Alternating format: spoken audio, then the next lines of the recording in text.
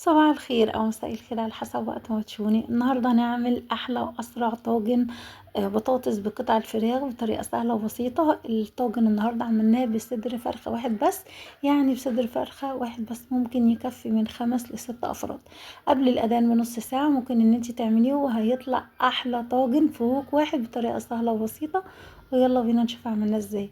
اول حاجة انا جبت الوك بتاعي ونزلت بالمادة الدهنية وكنت مخرطة بصلتين كده محترمين زي ما انتم شايفين كده قطع صغيرة، وهبتدي ان انا اشوحهم مع المادة الدهنية.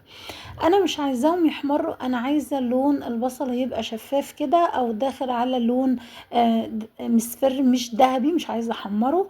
وبعد كده بقى هكون محضرة فصين 3 من التوم، وهبتدي ان انا اقلبهم مع البصل. انا بس يا دوب اشم ريحة التوم، انا لا عايزة احمر البصلة ولا عايزة احمر التومة، انا بس هشم ريحة التومة. بعد كده بقى اكون محضره قطع الفراخ بتاعتي او الصدر اللي انا مقطعاه. ممكن تعملي بفراخ كامله، ممكن تعملي بانيه، اعملي المتوفر حتى لو عندك اجنحه. بس زي ما انتم شايفين كده هبتدي ان انا اقلب قطع الفراخ او صدر الفرخه اللي انا مقطعاه قطع زي ما انتم شايفين كده، اقلبه كويس جدا يرايه ما لونه يتغير. هبتدي بعد كده بقى احط البهارات بتاعتي عباره عن فلفل اسمر، وهحط بابريكا والبهارات وطبعا الملح وهيقوا كويس جدا. هبتدي ان انا برضو اكمل التشويح زي ما انتم شايفين كده، واكون محضره فلفل الوان، فلفل سبايسي، ممكن رومي اللي متوفر عندك.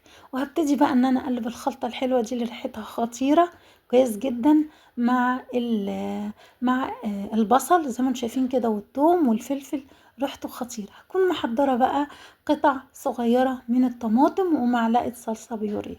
زي ما انتم شايفين كده هقلب كل المكونات على بعض، هقلبهم كويس جدا. انا عايزاهم يتشربوا مع بعض ويبقوا واخدين من التتبيله كلها، الملح بالبهارات بالفلفل الاسمر زي ما انتم شايفين كده، شكله بيبقى خطير.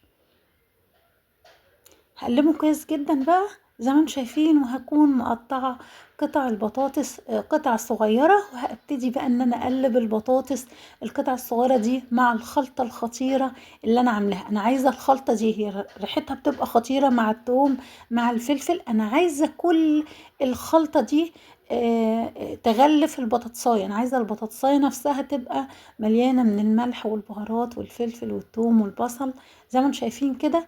وهنا بقى قرنين فلفل كده سبايسي بيدوها بصراحة طعم وتست عالي. زي ما انتم شايفين كده نزلت بالشوربة بتاعتي، لو ما عندكيش ممكن مكعب مرق وكوبايتين مية سخنة او على حسب كمية البطاطس مع الفراخ. زي ما انتم شايفين كده بصوا الفلفل الرومي والالوان والسبايسي مع البطاطس خطيرة.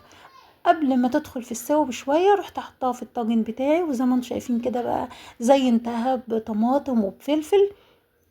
وهبتدي ان انا احطها في قلب الفرن تكمل سواها، او ممكن تحطيها تحت الشوايه 10 دقايق لو كانت مستويه على الاخر. زي ما انتم شايفين كده ان شاء الله تعجبكم، ولو عجبتكم يا ريت تعملوا لايك وشير واشتراك في القناه، متنسوش تفعلوا الجرس. النهارده عملنا بصدر فرخه احلى طاجن بطاطس ممكن تعمليه بطريقه سهله وبسيطه وفوق واحد وما خدش وقت كمان. وزي ما انتم شايفين كده زي العسل مع شويه رز ابيض او مع رز بشعريه، بصراحه خطير وان شاء الله يعجبكم.